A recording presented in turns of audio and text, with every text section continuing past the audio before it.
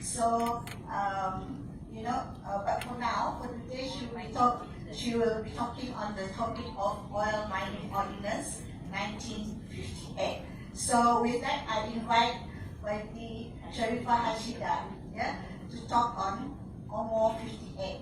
Now YT, the floor is yours. Let's see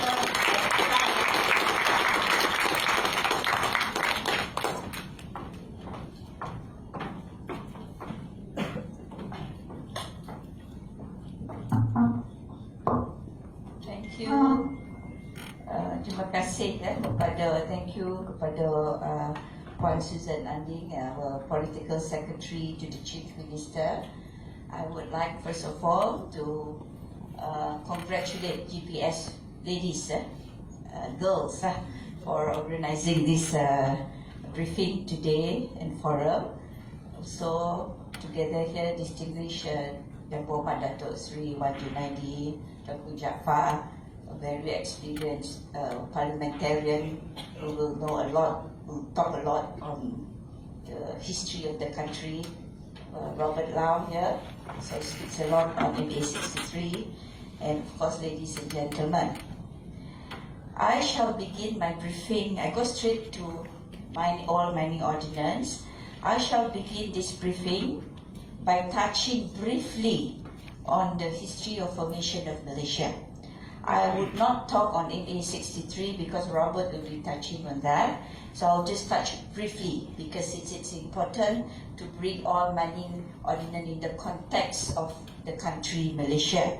So Malaysia, as we all know, was formed when Malaysia Agreement was signed on the 9th of July 1963.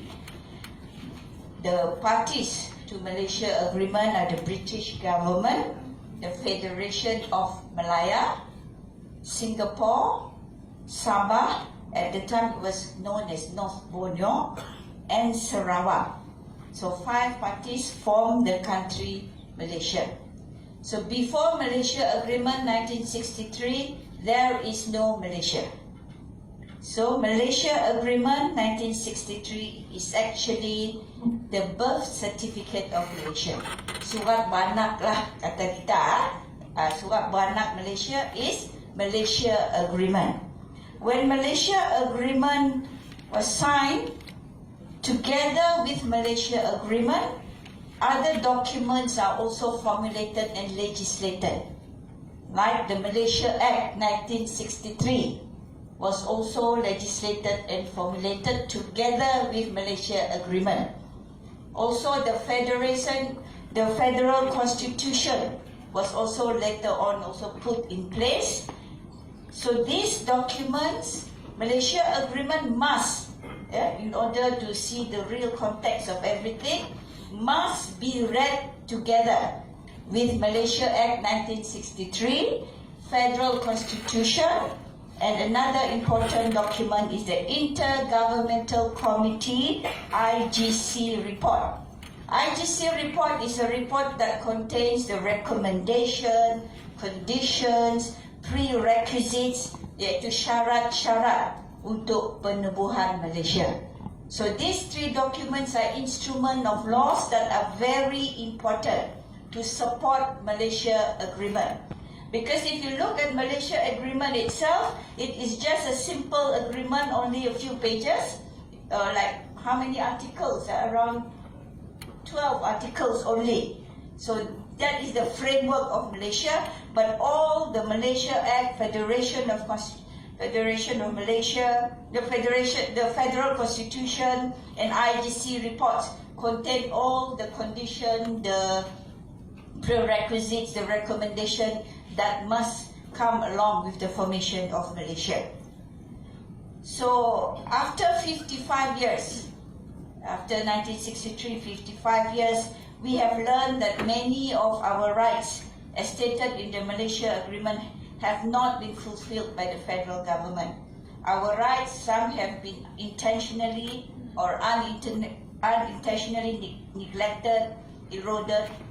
Among the rights that are eroded, that we have issues now, our administrative rights, our financial rights, our land and sea territorial boundaries rights, our rights over our oil and gas. Okay, now oil and gas in relation to oil mining ordinance. Now I touch on oil mining ordinance. In Sarawak, the oil and gas industry began way back in 1910 in Miri. I think many of you know that. The first oil well was built in December 1910 at Canada Hill, Miri. It is now called in Miri at Canada Hill the Grand Old Lady. I think many of you know the first oil well in Miri in 1910. The first oil well in 1910 produced 83 barrels of oil. Then in 1910. So the industry of oil in Sarawak began a long time ago, and the industry was booming even after in 1910.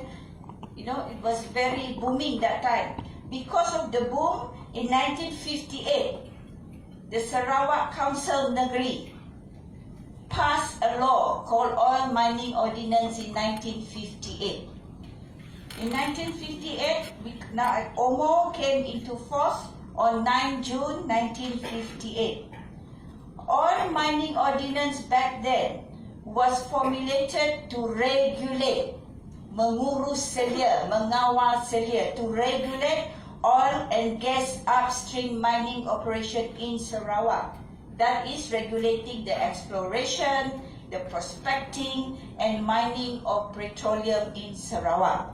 This is to say, since 1958, anyone, the law says, oil mining ordinance, this is a state law and it's still a valid and good law. Anyone who wants to come and mine oil, to explore oil, to use our oil within the land and boundaries of our state must first obtain mining license from Sarawak.